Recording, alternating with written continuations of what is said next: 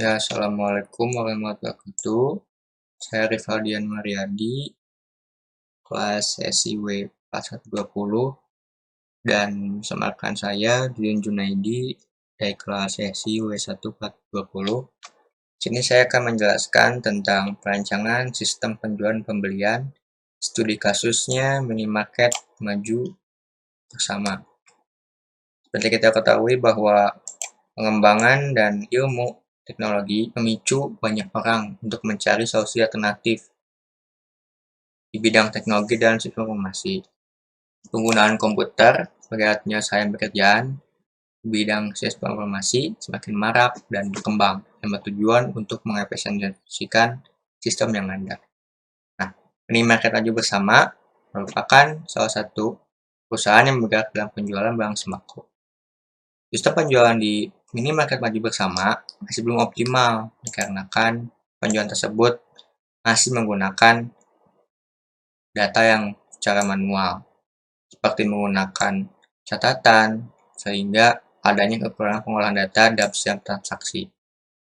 Desain penelitian digunakan ini yaitu desain penelitian deskriptif dan tindakan. Pendekatan sistem yang penulis gunakan adalah pendekatan terstruktur untuk pengembangan sistem yang menggunakan alat bantu analisis dan desain menggunakan IRD, konteks diagram, DFD. Sedangkan untuk implementasi menggunakan beberapa perangkat lunak software digunakan seperti Draw, Visual Basic. Untuk pengolahan data, kita menggunakan Microsoft Access. Dan yang terakhir, menggunakan Google Chrome sebagai browser.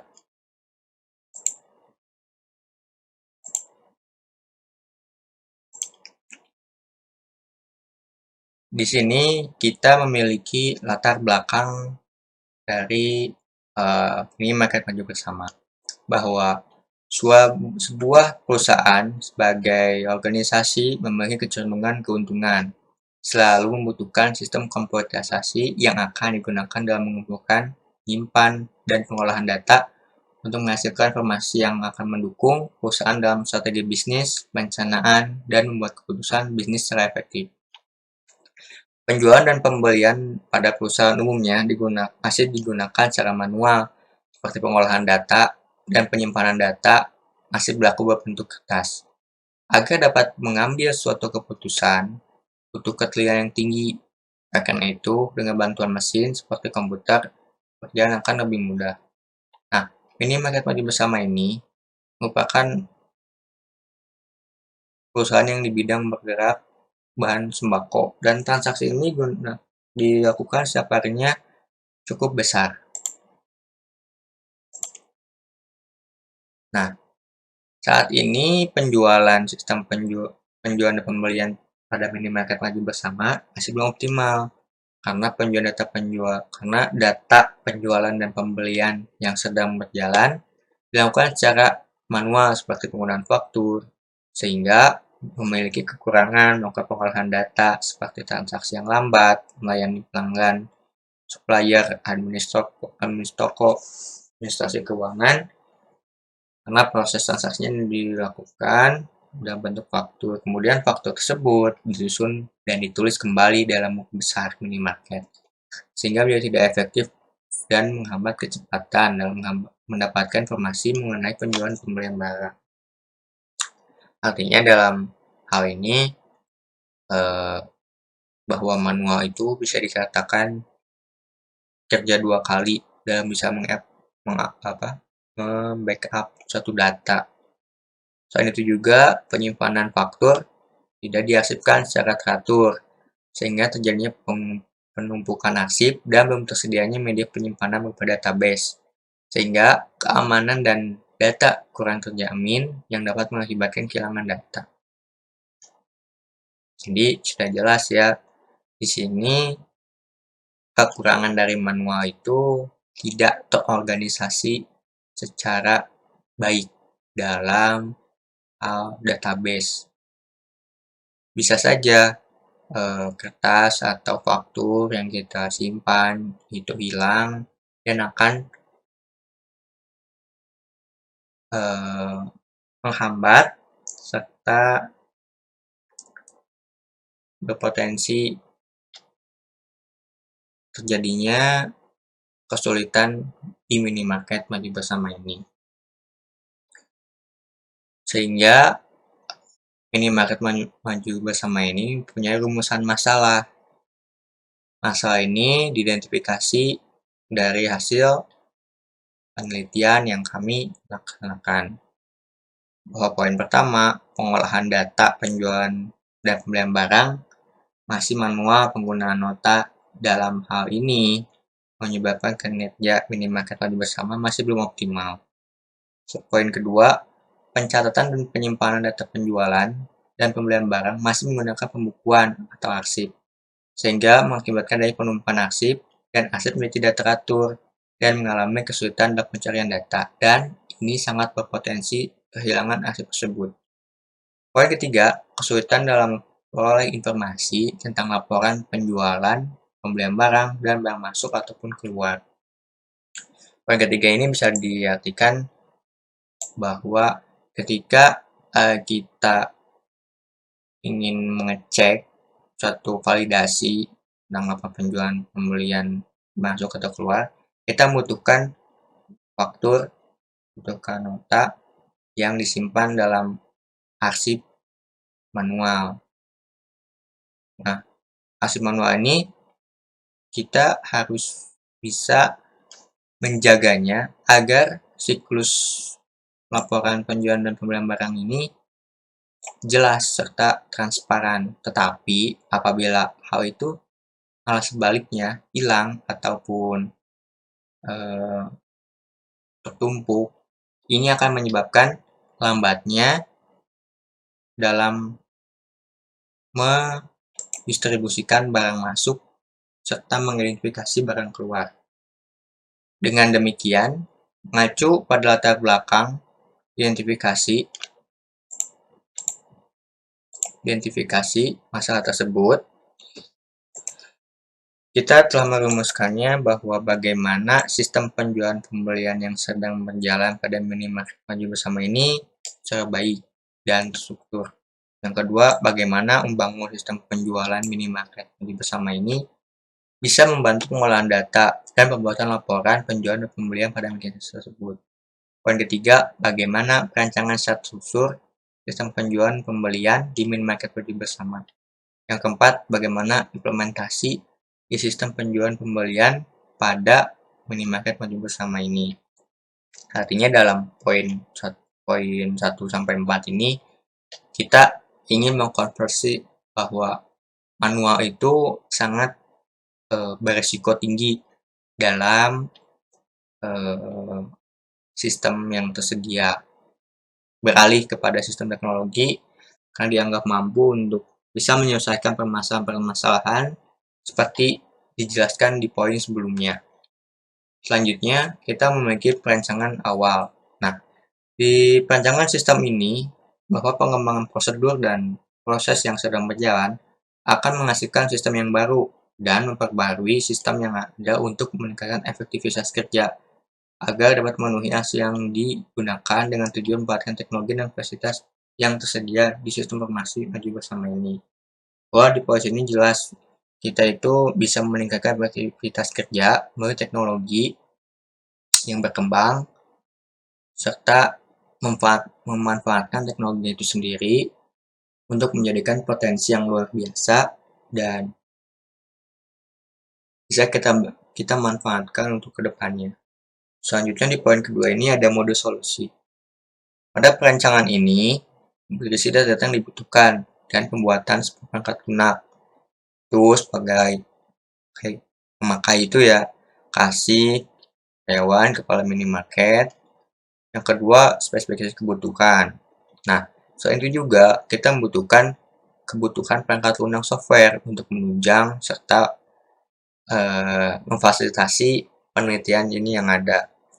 Ini software yang kita gunakan yaitu Microsoft Windows 10, bahasa pemrogramannya Visual Studio 2017, pengolahan database Microsoft Access, pemrograman sistem AirDrawSoft, serta perancangan antar database dan antarmuka AirDrawSoft.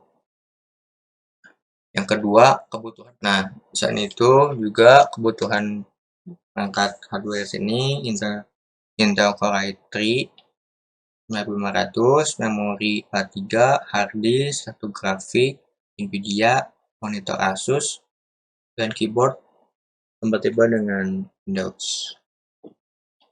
Rancangan rinci dan ini berupa IRD, arsitektur, diagram konteks, DFD, serta interface akan dijelaskan oleh rekan saya, Jujun Junaidi. Dipersilahkan untuk Jujun untuk memaparkan hasil penelitiannya.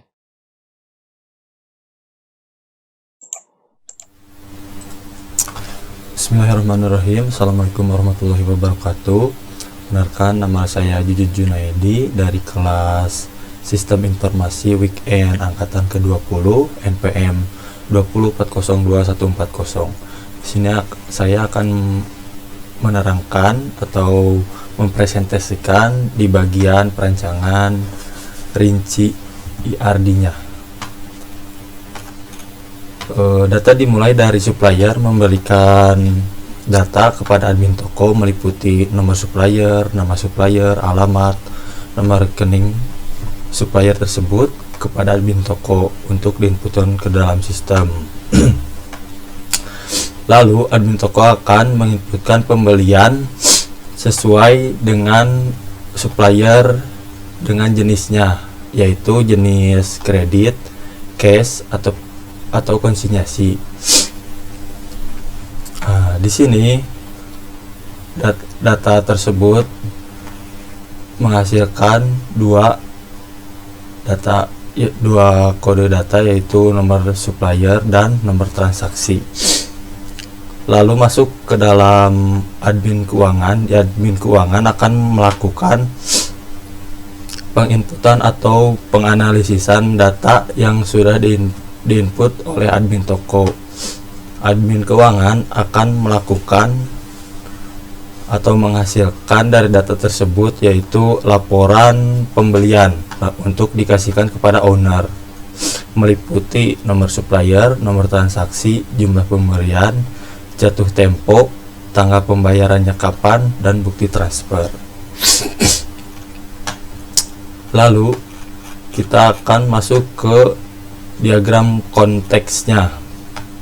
Pertama-tama, data dimulai dari supplier memberikan faktur pembelian ke admin toko. Admin toko akan menginput semua data yang dikasih dari supplier, meliputi input data supplier, input jenis pembayarannya apa, dan input faktur pembelian barangnya apa saja ke dalam sistem.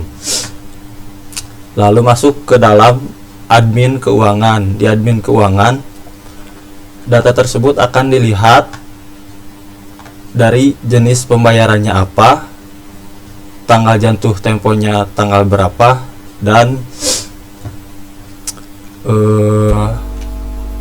total pembayarannya berapa. Lalu data tersebut akan dibuatkan laporan untuk owner, meliputi laporan pembelian barang dan laporan pembayaran faktur.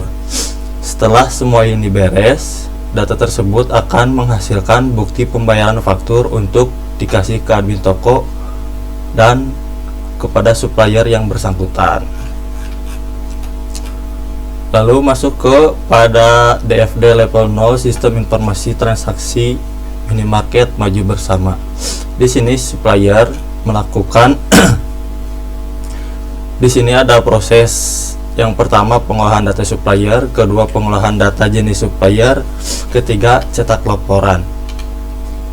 Supplier akan memberikan data untuk diolah dan masuk ke pada bagian keuangan. Di sini juga supplier akan memberikan datanya untuk diolah untuk membedakan jenis supplier tersebut, yaitu apakah supplier tersebut termasuk kepada supplier jenis yang kredit, cash, atau konsinyasi. Lalu setelah data tersebut diinput, data tersebut akan masuk kepada proses cetak laporan. cetak laporan di sini akan diberikan kepada owner meliputi laporan supplier, laporan transaksi pembayaran, kredit, cash atau konsinyasi. DFD level 1 proses 1 yaitu supplier, pengolahan data supplier. Di sini supplier memberikan biodata suppliernya kepada bagian admin toko. Di sini ada proses form data supplier atau pendaftaran supplier, input jenis pembeliannya apa. Di sini juga ada cari data supplier atau edit data supplier dan hapus supplier. Kita juga langsung masuk kepada DFD level 1 proses 2. Supplier akan memberikan jenis pembayarannya kepada admin toko untuk diinput. Proses di sini akan melakukan proses penginputan, yaitu proses input pembayaran supplier, input jenis pembayaran supplier, cari data supplier, edit supplier, dan hapus. Lalu masuk ke dalam DFD level 1 proses 3. Di sini admin keuangan akan membuatkan laporan supplier untuk diberikan kepada owner, meliputi laporan suppliernya apa, dari mana, dan laporan jenis pembayaran suppliernya kepada owner. Masuk ke dalam struktur program. Di sini admin ketika masuk ke program akan melakukan login terlebih dahulu, lalu masuk kepada menu utama. Di menu utama ada master, transaksi, cetak laporan, profile, kartu stok, dan logout. Pada menu utama ini, pada menu master ada dua menu, yaitu supplier dan edit supplier. Untuk kalau pada menu supplier bisa menambahkan daftar data supplier, diedit juga untuk mengedit supplier. Pada transaksi di sini ada 4 menu utama, yaitu penjualan, pembelian, retur penjualan, dan retur pembelian. Pada kartu stok di sini bisa melihat stok barang yang ada di toko melalui sistem. Untuk perancangan interface-nya admin akan melakukan login terlebih dahulu, yaitu memasukkan user dan passwordnya. Ini tampilan awal setelah login. Di sini ada master, transaksi, cetak, profile, kartu stok, dan logout. Nah, di sini tampilan antarmuka supplier. Pada menu supplier di sini admin bisa menginputkan kode supplier, nama suppliernya, alamat suppliernya di mana, nama rekening tujuan untuk pembayaran pelunasan barang, dan jenis supplier. Di sini ada jenis suppliernya, ada cash, kredit, dan konsinyasi. Sini ada fitur tambah, batal atau untuk pembatalan penambahan supplier, atau edit suppliernya, dan hapus data supplier. Ini gambar 1.3 tampilan antarmuka transaksi pembelian. Ketika admin akan menginputkan data pembelian dari supplier, admin akan memasukkan tanggal kapan, suppliernya siapa. Di sini ada diskon dan PPN. Di sini admin juga bisa memilih data supplier tersebut masuk ke dalam jenis apa. Di sini ada jenis, tinggal klik kredit, cash, dan konsinyasi. Kode ini untuk memasukkan kode barang. Misalkan toko ini membeli barang makanan. Di sini kuantitinya berapa karton, expirednya kapan. Ini satuannya bisa piece atau karton, diskonnya berapa, jatuh tempo pembayaran supplier ini kapan, harganya berapa, ada jumlah, harga jualnya berapa juga. Nah, di sini nanti akan muncul kalau semua data udah diinputkan oleh admin, data pembeliannya barang apa aja. Nanti di sini akan keluar total pembeliannya, lalu simpan dan cetak, lalu masuk kepada bagian keuangan. Setelah itu gambar 1.4 tampilan antarmuka transaksi penjualan. Kalau untuk penjualan di sini seperti di kasir toko seperti itu. Di sini ada tanggal, nomor nota, diskon.